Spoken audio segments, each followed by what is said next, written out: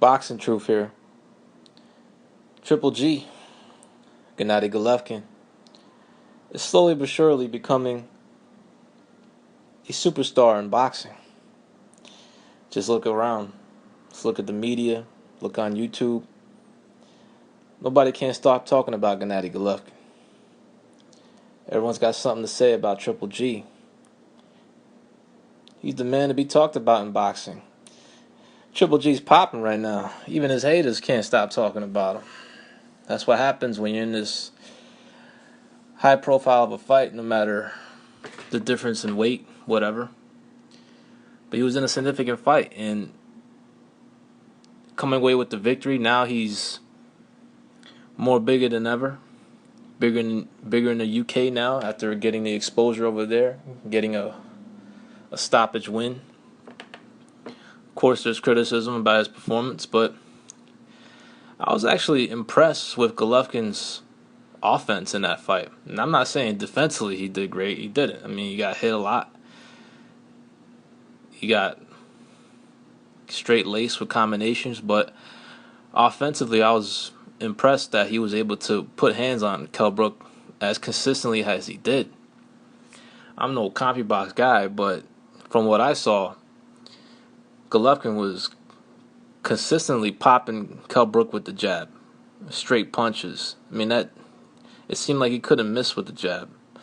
Now, according to CompuBox, he landed over 50% of his jabs. I'm no CompuBox guy, but from what I saw, Golovkin couldn't miss with that jab. Was constantly putting hands on Kell Brook, despite him getting hit so much in the fight. He was landing a lot of leather on Kell Brook as well, which was surprising to me. I didn't think Golovkin would be so accurate with his punches, considering how elusive Kell Brook could be and his speed that he brought into the fight. But I was surprised with his offense against Brook. He showed that his jab and his pressure is second to none in boxing. Just a huge problem for fighters to deal with. Now, when it comes to Golovkin's star power, he's catching up to some of the bigger paydays in the sport. Close to $10 million for this past fight against Kell Brook. He's got television deals, a new German television deal. He's also got deals with other countries, extra sponsors, commercial interests, up to a $5 million guarantee for his fight with Kell Brook in the UK, plus all the sponsors and the television deals, close to a $9 million payday just for this fight from all the revenues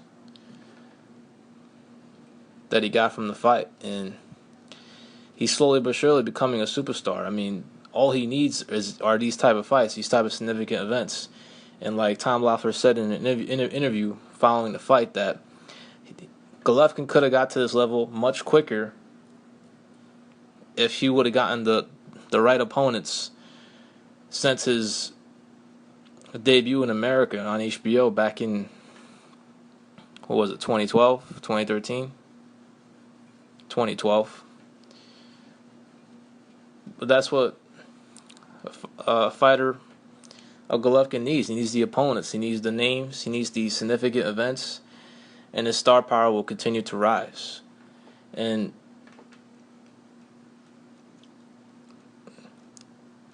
everybody's wants a piece of Golovkin. The middleweights, well, they feel Golovkin's been exposed. Well, that only means that the fights could be made now. That's good news. And it's Canelo Smith fight week, but nobody's talking about that. Nobody wants to talk about Canelo. I don't want to talk about Canelo. Just a major buzzkill, considering Canelo was mandated to fight Golovkin, and now he's fighting at 54, and it looks like he's going to be staying at 54 for the time being, perhaps for another fight, maybe 2 more fights. So the actions from Canelo continues to suggest that he's going to prolong this Golovkin fight as long as he can. Out of all the middleweights or all the prospective opponents for Golovkin ever since the Kell Brook fight, Canelo has yet to make any statements about wanting Golovkin next or any of that. Well, he has a fight coming up. Understandably, he has to focus on Liam Smith, who should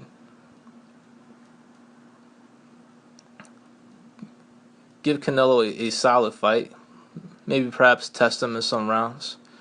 But ultimately, Canelo is just too talented, too experienced for Liam Smith. I'd be surprised if Canelo were to lose that fight. But him fighting at that weight for the first time in 3 years could have an effect, even though it's just a pound extra that he has to lose. But for Golovkin, he's slowly but surely becoming a superstar, and Canelo needs to do something to slow down this Golovkin Express, as Golovkin is slowly but surely catching up to the type of figures that some of the biggest stars in the sport are making. All Golovkin needs is more of these type of fights. We'll see what's next for his career. Saunders and Jacobs, even though they're expressing interest, I have doubts that either one of them will be fighting them next, as Saunders promoter Frank Warren already has been on record on Eiffel TV saying that they're interested in the Golovkin fight next year, after his next fight in October, perhaps on the Fury Klitschko undercard. Jacobs, I read something that he already has a fight scheduled for the Barclays in December, something like that. I read something about Jacobs already having a fight date scheduled. But the WBA has already enforced the mandatory 30 days to negotiate. They can't come to a deal. A purse bid will be issued, but I just don't see that fight happening because of HBO not willing to pay the type of license fee that's needed to satisfy both parties.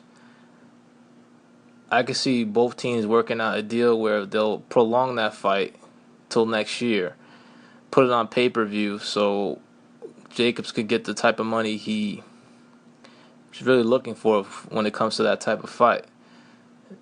He won't be able to get the type of money he wants with this fight being on regular HBO. It will have to be pay-per-view, and I don't know if there's any pay-per-view dates available for the latter part of the year. Cotto still has to fight somebody in December. I think HBO is going to be the provider for that fight. Most likely it will be pay-per-view, so I don't think there's any pay-per-view dates left on the schedule. But yeah, man, Golovkin is popping right now. Nobody can't stop talking about him. The middleweights can't get his name out of his mouth. And he's on his way to becoming a superstar in the sport. All he needs is a couple of more fights to reach that stratosphere. This is Boxing Truth. I'm out.